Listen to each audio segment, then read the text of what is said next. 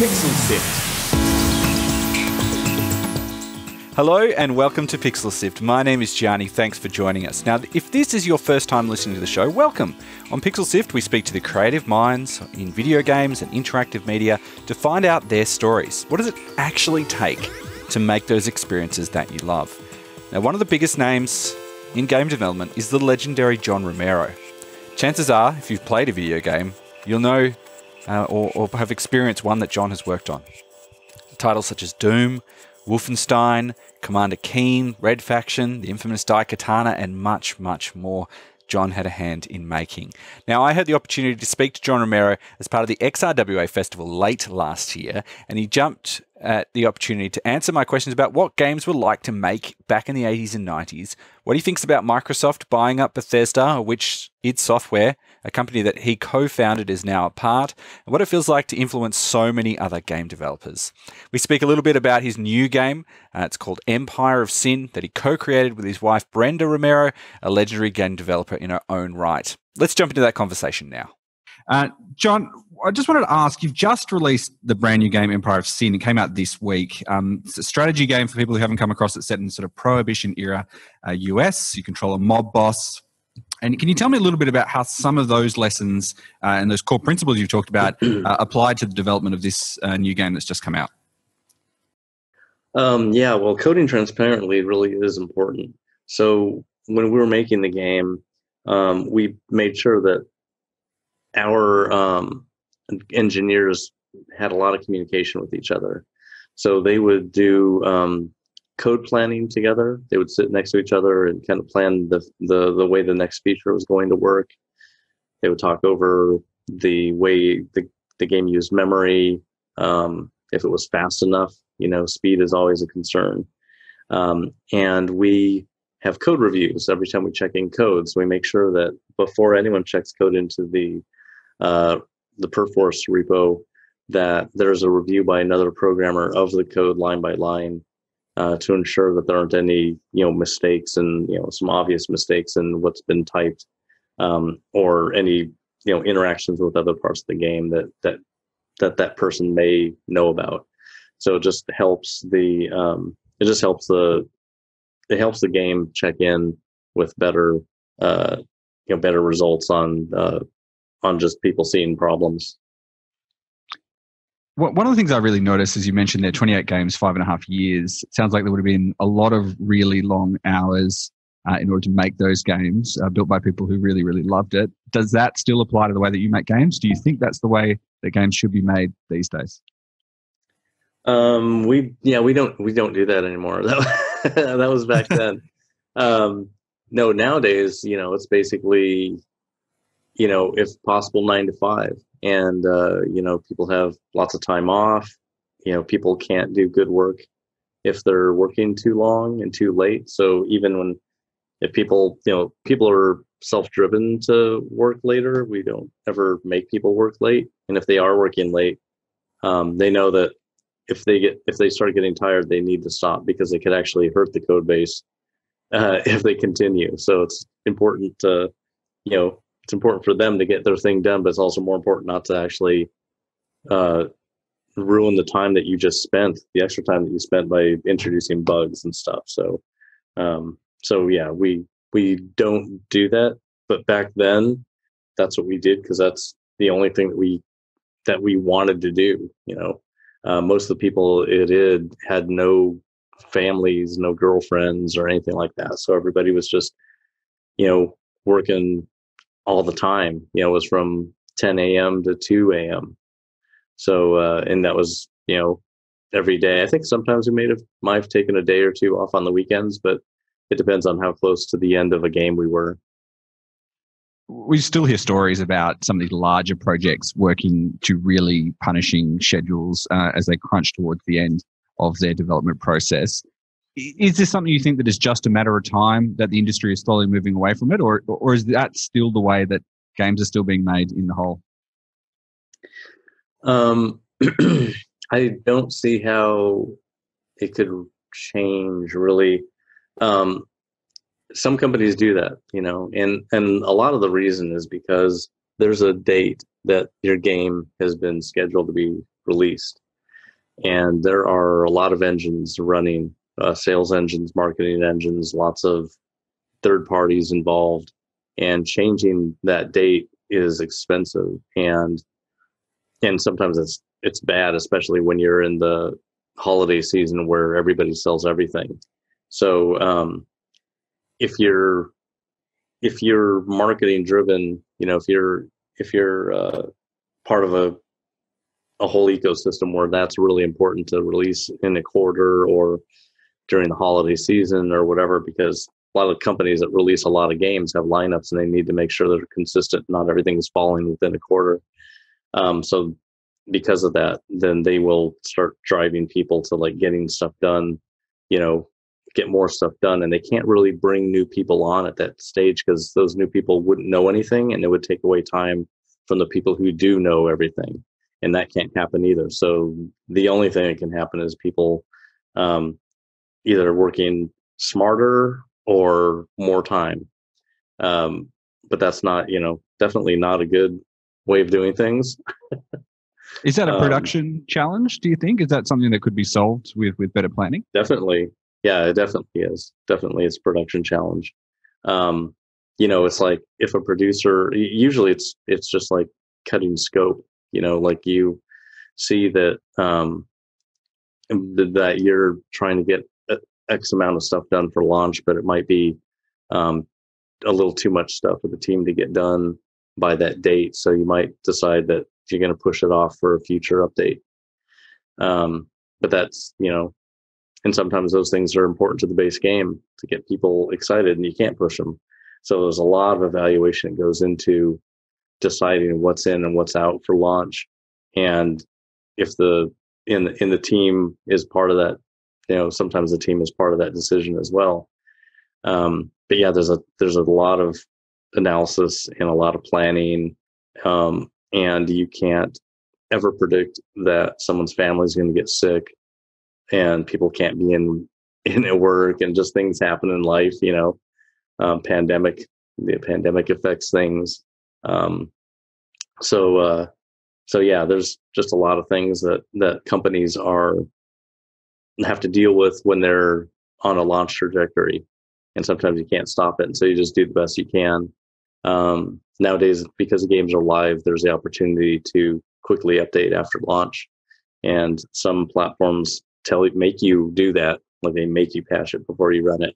So and some platforms will just auto patch, so that's great. That's one of those things that kind of helps people not crunch so much if you know that you can put a patch out later, right after release. I'm curious, going through and looking at some of the process that you've done. You've got a career that lots of people have been following. They would have played a lot of the games that you've done. How valuable is it for you to go back and look at the things that you've done previously for the work that you're currently to do today? Or is it just move on and keep going? It depends on your memory. I have hyperthymesia, so I remember everything. I don't have to figure out, well, what was it like when I was making X game? I already know, it's sitting there. So that's really helpful.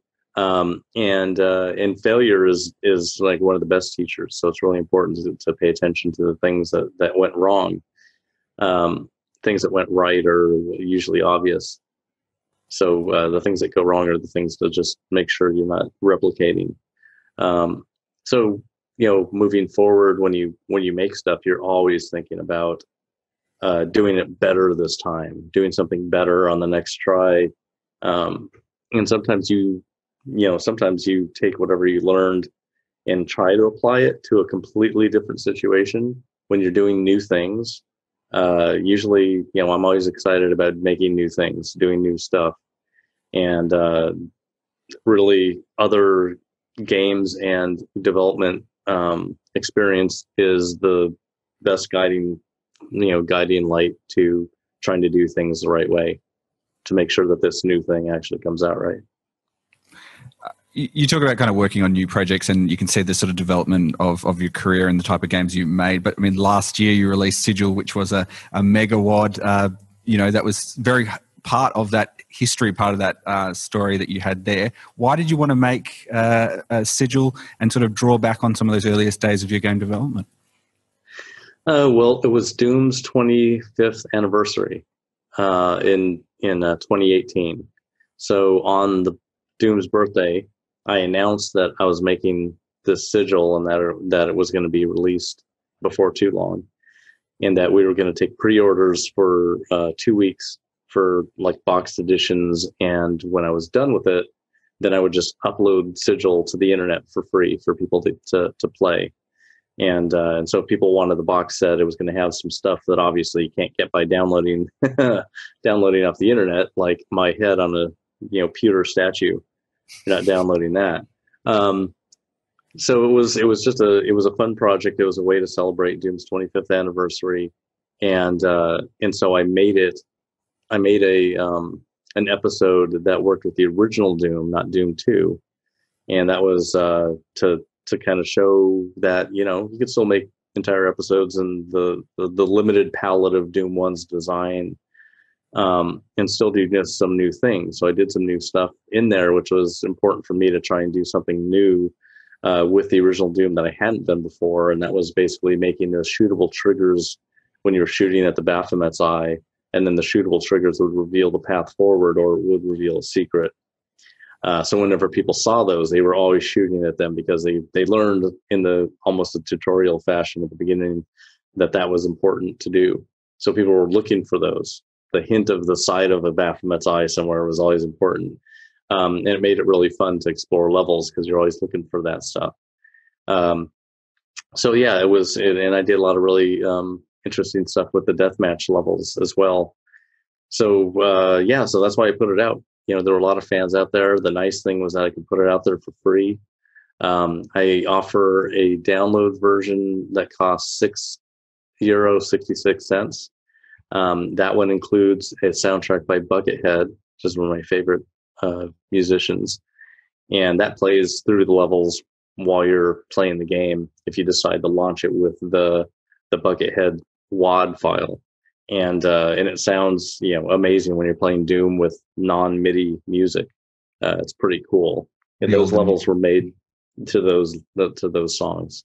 Mm. The Doom modding community is still really active. There's people all around the world. Are there any stories that you can share of people that you've spoken to who kind of started their career or even just found an amazing pastime just through modding or working on any of your games?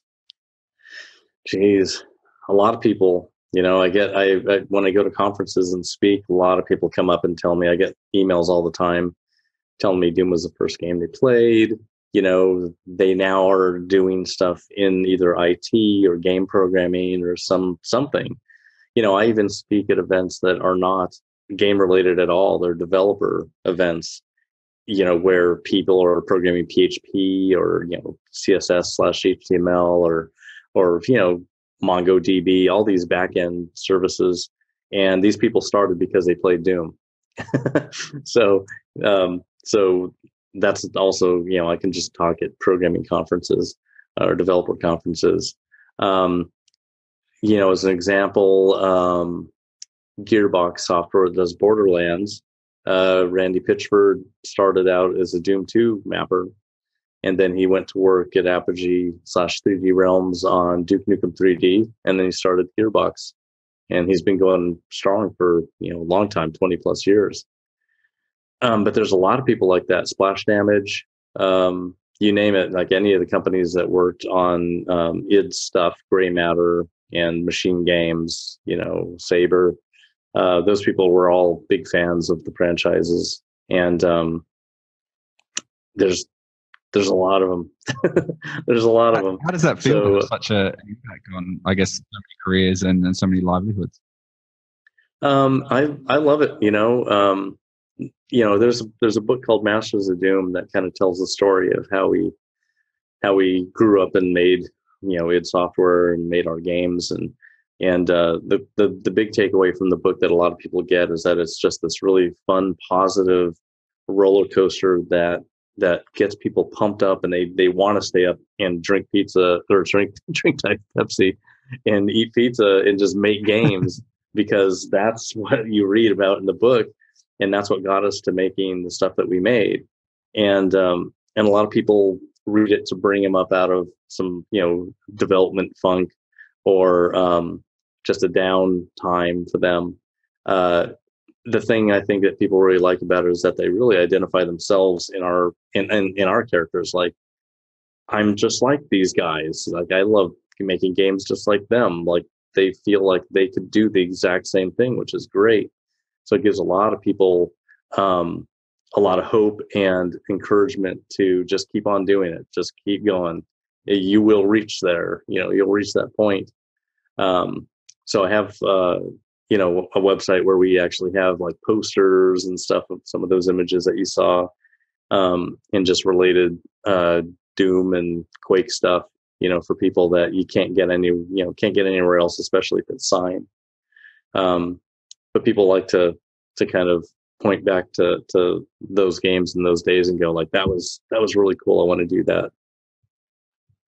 Is it easier or is it harder making games in 2020 than it was when you first started? It's it's just different. I can't say it's harder. I mean, we have engines now. We don't even have to write those engines.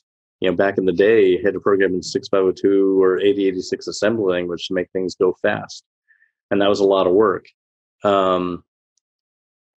I'd say, just having bigger teams is a different kind of complexity, having more people involved and having to have layers of leads and, producers and that kind of stuff is a different kind of problem than just having 4 people or 6 people developing. I wouldn't say it's harder.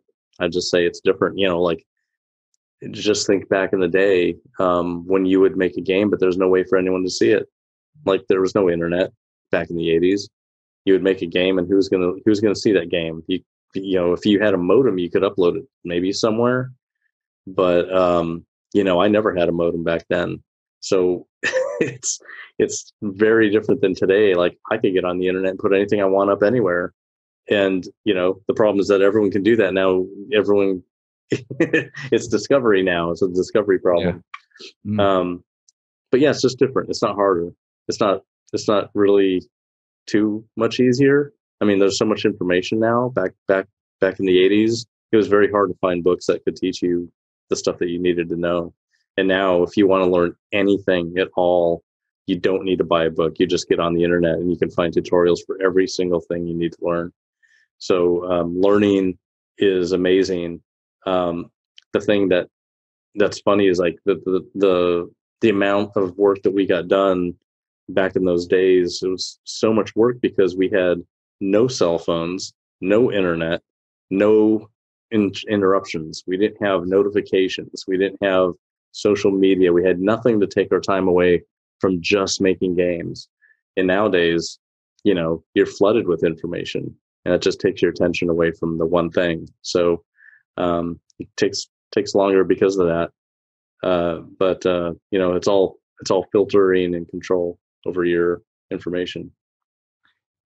What is the biggest misconception about either your career or you personally that you've heard over the years that you'd really like to challenge? She's probably that that I was responsible for putting out the Daikatana ad. I didn't do that.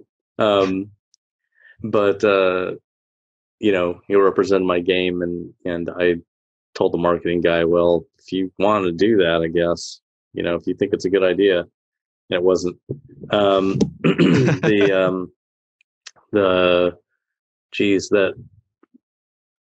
What else could there be?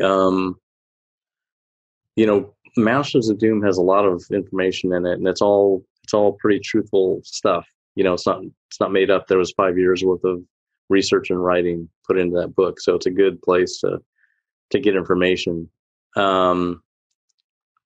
I think that if people thought that I was like an arrogant person, it's not. I don't think it was like arrogance. It was just I have a pretty like my sense of humor is kind of snarky, and I'm pretty confident. But I was never into putting people down or anything like that. So I think some people got the perception that I was arrogant or something. But no, I was always been focused on just making games. That was the most important thing. And just finally, the studio you founded, id Software, it was part of ZeniMax Media. That's been that for quite a while, which has just been acquired by Microsoft. Can you tell me, how does that feel, that this some of your work is now part of this gigantic studio structure? I think it's pretty great. This is a company that has the resources to really take all these franchises, in new directions if needed. I think it's a better home for all those franchises, and it's in a game company, like the Microsoft, the Xbox Studios. So I think it was a better move. I thought it was great. So it was. I was surprised that ZeniMax did such a good job, but I think that was kind of up to Bethesda. I think that's what Bethesda's doing. It turned out well because of Bethesda. And that this move just makes, like, there's no reason, there's no excuses for them not to continue to make really cool stuff. Nothing's holding them back. And I think that's a fantastic place to leave it there. John Romero, I'd like to thank you so much for your time, sharing your expertise, some of the stories, and talking to us a little bit about your history and your work. We appreciate you taking the time to talk to us here in Western Australia. All right. Well, thanks for having me there. It's been fun. That's John Romero speaking at the XRWA Festival about developing games, about the history, answering some of your questions you may have had, and some memories of the time. Now, Pixel Sift is produced by Fiona Bartholomaeus, Sarah Ireland, Daniel Ang, and Adam Christou. Mitchell Lowe is our senior producer, and my name is Gianni Giovanni, and I'm the executive producer. As always, we'll be putting links to everything we talked about in the show notes of this. You can find those links in your podcast player or on pixelsift.com.au. On the website, you'll also find articles, you'll find interviews, you'll find videos, and much, much more. So that address again is pixelsift.com.au. And while you're there, why not join us on Discord? We've got a really great supportive community of people who make stuff, who enjoy games, who share a really interesting passion in appreciating interactive media, interactive games, all of that sort of stuff. It's just a cool, chill place. If you want to be part of that, you can come join us on Discord. The address is pixelsift.com.au/Discord. So pixelsift.com.au/Discord. If you like the show, share it with your friends. They can subscribe or follow the podcast for free. It doesn't cost anything, and you can get every episode that we make for nothing. Just get them involved. If you think someone will like it, we appreciate you sharing the word. That's all for now. Until next time, have fun.